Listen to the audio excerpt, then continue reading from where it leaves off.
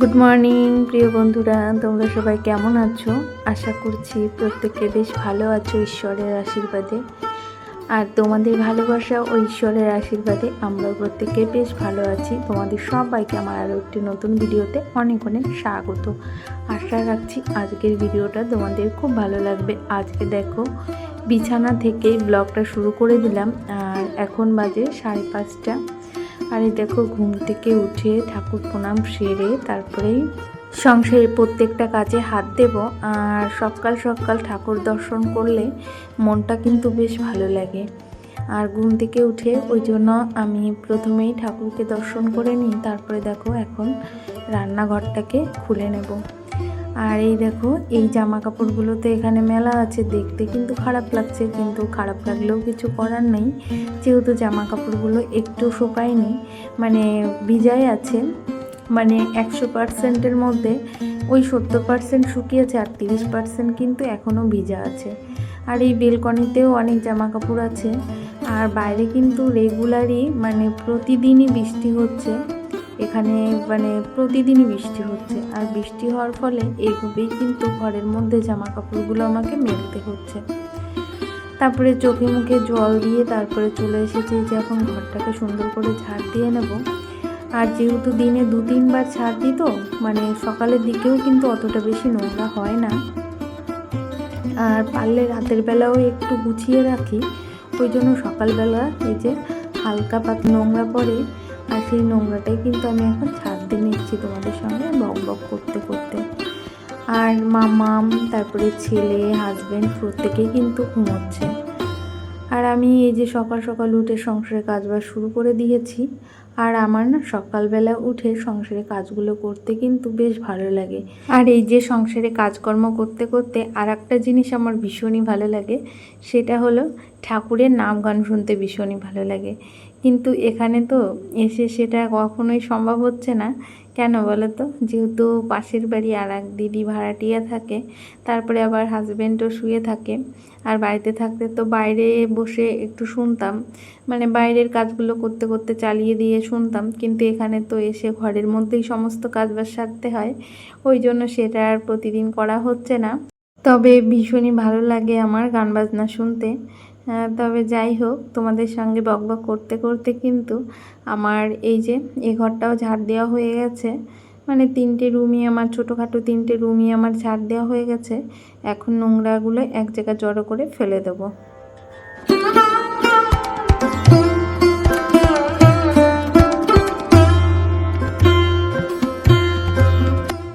রান্নাঘরের কিছুটা কাজ ছিল, মানে ওই যে বেসিনটা পরিষ্কার করা, তারপরে মানে টুকিটাকি কিছু কাজ ছিল সেটা করে, তারপরে তোমরা তো জানোই ওই যে আমি যেখানে বাথরুমে যাই তার সামনেটা একটু ফাঁকা আছে, সেখানেও 1 বালতি জল দিয়ে প্রতিদিন সকালবেলা উঠে সেই জলটা দিয়ে তারপরে বালতিটাকে সুন্দর করে পরিষ্কার করে তারপরে এই যে ঘরে নিয়ে চলে আসলাম।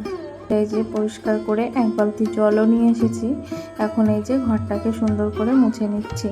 আরও তোমাদের যেটা বলতে ভুলে গেছি, আজকের বারটা কিন্তু বুধবার ছিল। আর তোমরা তো জানোই বুধবারের দিনও আমার একটু চাপ থাকে, মানে ঘরের পুজোটা দিই তো। আর যেহেতু আমার ঘরে দয়াল হরিচাঁদ গুরুচাঁদ ঠাকুর আছে, তাদের সেবা দিতে হয়। আর তোমরা তো জানোই যে আমি এই দিনেও একটু উপোস রেখে পুজোটা করার চেষ্টা করি, আর সেটা কিন্তু করছি।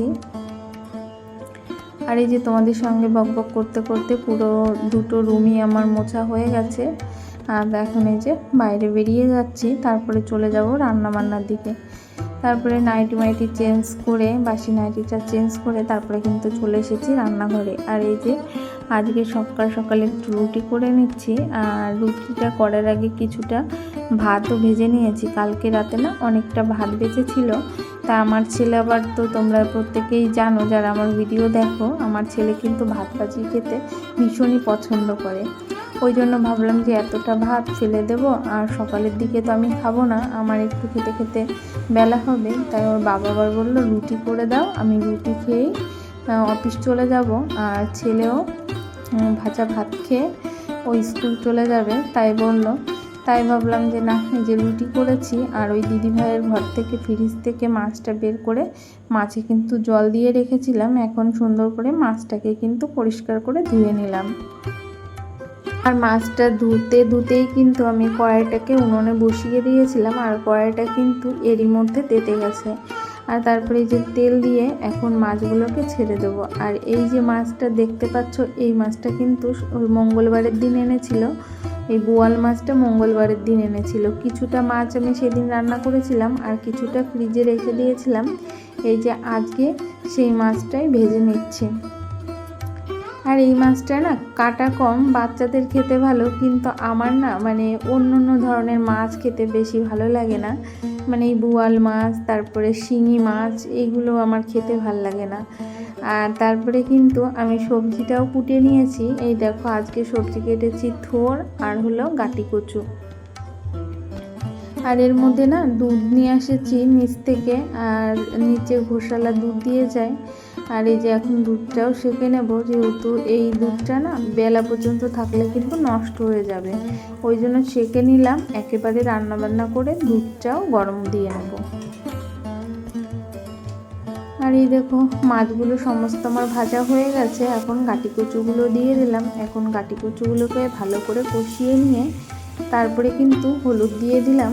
আর লবণটা কিন্তু হলুদ দেওয়ার আগেই দিয়েছি। এখন এই যে ভালো করে আমার কষানো হয়ে গেছে। এখন কিন্তু আমি এই যে পাশের উনুনে একটু গরম জল করেছি, সেটাই দিয়ে দেবো। আর আমি না মানে সবজি রান্না করি খুবই সিম্পলভাবে, কোনো বাটা মশলা দিই না, তারপরে কোনো গুঁড়িও ইউজ করি না। এই যে সাদামাটাভাবে একদম করি, কিন্তু খেতে কিন্তু দারুণ লাগে, জানো তো, তোমরা করে দেখতে পারো। আর এই দেখো, লঙ্কাগুলো কিন্তু চিড়েই দিয়েছি। তরকারিটা সোমবারে দেওয়া হয়ে গেছে। আর এখন আমি নামিয়ে নেব। আর বোয়াল মাছ দিয়ে গাটি কচুর তরকারিটা কিন্তু ফাটাফাটি হয়েছিল খেতে। যেহেতু ভয়েসটা আমি রাতে দিচ্ছি, স্বাদটা আমি পেয়েছি, তাই তোমাদেরকে বলতে পারলাম। আর এদিকে কিন্তু এই যে থোর ভাজিটাও বসিয়ে দিয়েছি। আর থোরের মধ্যে কিন্তু একটু কালো জিরে ফোড়ন দিয়েছি। থোর ভাজিটা না আমার ছেলেও বেশ পছন্দ করছে। তারপরে রান্না বান্না তো সমস্ত কমপ্লিট হয়ে গেছে আমার। আর এই যে চলে আসলাম সকালের বাসি বিছানাটাকে তুলতে। আমার ঘরের বিছানাটা কিন্তু তোলা হয়ে গেছে, কিন্তু ছেলে আর ছেলের বাবা এই রুমটাই শুয়েছিল। আর এই দেখো, প্রতিদিনই কিন্তু এই যে মানে বিছানার চাদরের উপরে কিন্তু প্রত্যেক দিনই কাঁথা পেতে ঘুমানো হচ্ছে। আর এই ঘরটাই মানে কাঁথা পেতে ঘুমোতে হয়, কেননা এই ঘরের বিছানায় সারা দিন খুব উৎপাত হয়। তাই ভাবলাম আজ 3 দিন হয়ে গেছে বেডশিটটা কাচা হয়নি, তাই বেডশিটটা একেবারে তুলে ফেললাম। কিন্তু বাইরে না প্রচুর বৃষ্টি হচ্ছে। ভেবেছিলাম তুলবো না, কিন্তু না তুলে আর থাকতে পারলাম না।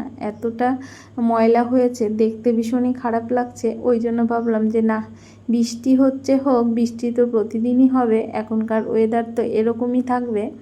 তবে বেডশিটটা সেইভাবে কিন্তু তুলে ফেলেছি। এখন দেখো, এই যে সুন্দর করে বিছানাটাকে গুছিয়ে পাতিয়ে নিচ্ছি। আর জানো তো, ঘর বাড়ি গুছিয়ে রাখতে বড্ড ভালো লাগে আমার। আর আমি সেই কর্মটাই করে যাই সারাদিন।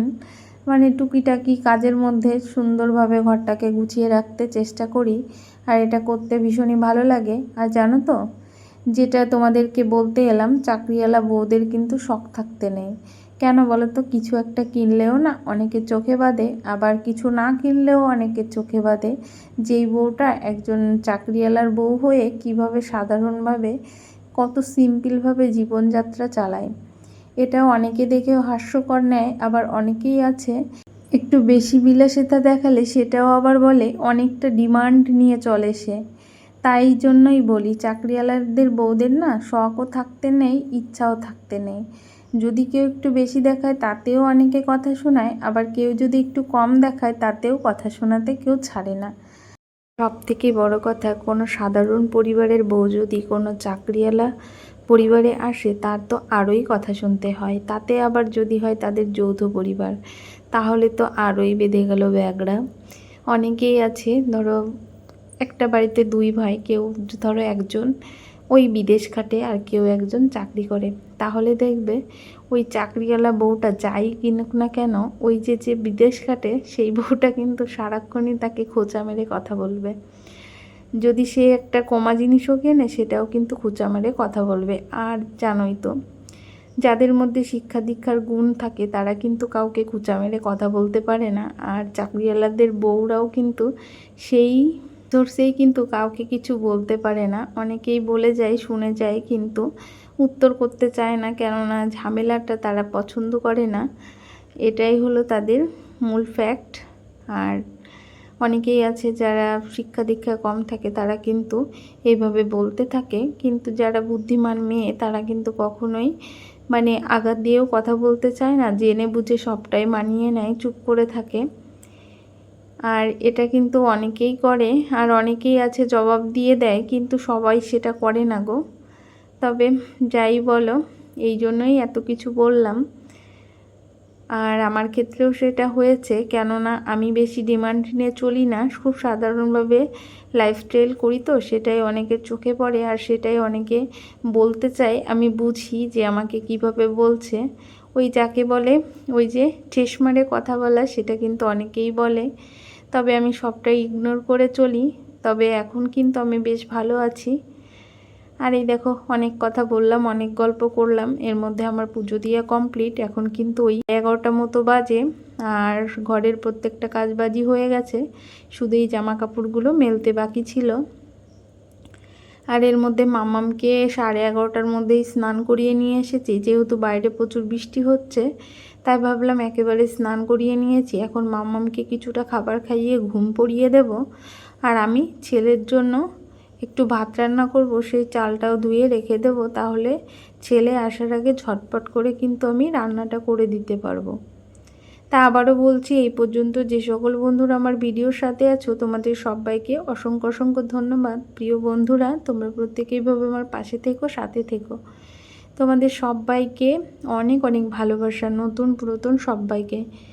তোমরা যে যে এত সুন্দর সুন্দর মিষ্টি মিষ্টি কমেন্ট পড়ো না, মানে করো না, তোমাদের কমেন্টগুলো পড়লে কিন্তু আমার ভীষণ ভীষণ ভালো লাগে। আর মন থেকে বলছি, তোমাদের জন্যই কিন্তু আমি ভিডিও করার এনার্জিটা খুঁজে পাই, না হলে আমার ভিডিও করার কোনো ইচ্ছা শক্তিই ছিল না গো। আর আমি যে প্রতিদিন ভিডিও দিতে পারবো এত কাজের মাঝে, সেটা আমি কখনোই ভাবতে পারি না। আর শুধু একমাত্র ফিরে আসি তোমাদের ভালোবাসার জন্য। অনেক কষ্ট হয় সারাদিন কাজকর্ম করে, ভিডিও এডিটিং করতে ভীষণ ভীষণ কষ্ট হয়, তবুও তোমাদের ভালোবাসায় আমি প্রতিদিন ভিডিও দেওয়ার চেষ্টা করছি। তাই সবাইকে শুভ দুপুর, আবার দেখা হবে নেক্সট ভিডিওতে। ততক্ষণ পর্যন্ত সবাই ভালো থেকো, টাটা, বাই বাই।